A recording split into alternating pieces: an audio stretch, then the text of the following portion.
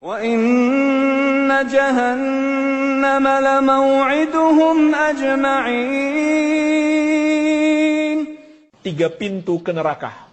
Yang pertama pintu syubhat, yang kedua pintu syahwat, yang ketiga pintu kemarahan. Syubhat yang memunculkan kerusakan akidah. Syahwat yang menjerumuskan kepada maksiat. Kemarahan yang menyebabkan permusuhan terhadap hamba-hamba Allah. Sebuah nasihat dan peringatan dari seorang ulama besar, ulama Ahlus Sunnah wal Jamaah, Al-Imam Al-Allamah Ibnul Qayyim rahimahullahu ta'ala rahmatan wasi'ah. Kata beliau, dakhalan nasun nara min 3 abwabin. Manusia masuk neraka dari 3 pintu. Manusia masuk neraka dari 3 pintu. Yang pertama, babi syubhatin awrathat syakkan fi dinillahi azza wa jalla. Pintu syubhat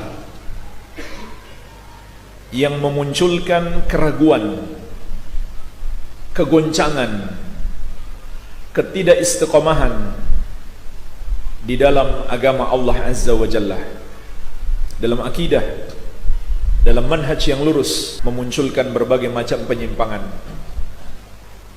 Penyimpangan-penyimpangan akidah, kesyirikan, kekufuran, kesesatan, dan perbuatan-perbuatan mengada-ada dalam agama. Perbuatan bid'ah dalam agama itu muncul dari pintu syubhat. Syubhat itu adalah ajaran-ajaran yang bertentangan dengan kebenaran tapi kelihatan benar. Itulah artinya syubhat. Seakan-akan benar tapi menyimpang, sesat. Seakan-akan berdalil, ada ayatnya, ada hadisnya, tapi tidak sesuai dengan pemahaman Ahlus Sunnah wal Jamaah. Itulah syubhat. Jadi di sini mengandung peringatan juga bagi kita, jangan terpukau, jangan tertipu, jangan silau dengan seseorang yang dikenal kuat hafalannya, hebat hafalannya. Kalau dia berbicara dengan ayat, dengan hadis, tetapi harus kita lihat dulu bagaimana pemahamannya. Walaupun dia menyampaikan ayat, menyampaikan hadis, tapi dia tafsirkan sendiri, dia pahami sendiri, atau dia mengikuti pemahaman-pemahaman yang menyimpang, maka itulah yang disebut dengan syubhat. Hanya ada satu jalan kebenaran, yaitu ma'ana alaihi wa ashabi, mengikuti Rasulullah sallallahu alaihi wasallam dan para sahabat. Ini yang pertama jemaah sekalian, pintu ke neraka yang pertama, pintu syubhat. Maka jauhilah pintu ini, jangan dekat-dekat. Wa babi syahwatin awrathat taqdimal hawa ala ta'atihi wa mardatihi. Pintu yang kedua adalah pintu syahwat. Pintu memperturutkan hawa nafsu syahwat. Inilah yang menjadikan seseorang lebih mengikuti hawa nafsunya, menuruti hawa nafsunya daripada ketaatan kepada Allah dan keridhaan Allah Azza wa Jalla. Maksudnya jemaah sekalian, syahwat inilah yang memunculkan kemaksiatan. Apakah itu syahwat perut atau syahwat kemaluan? Jadi syubhat memunculkan penyimpangan akidah, kesyirikan, kekufuran, kesesatan-kesesatan, dan bid'ah-bid'ah dalam agama. Sedangkan syahwat memunculkan kemaksiatan. Kalau begitu, mana yang lebih berbahaya? Syubhat atau syahwat? Syubhat. Karena dia bisa sampai pada tingkat kekufuran dan kesyirikan. Walaupun mungkin saja syahwat mengantarkan seseorang kepada kekafiran.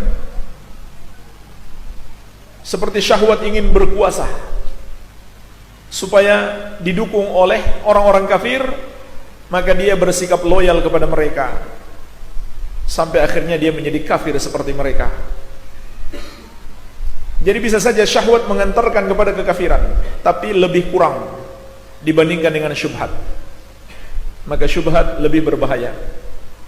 Dan dalam hadis Abu Barzah radhiyallahu anhu diriwayatkan Imam Ahmad, Rasulullah sallallahu alaihi wasallam bersabda, "Innama akhsha 'alaikum syahawatil ghaib fi butunikum wa furujikum wa mudillatil fitan."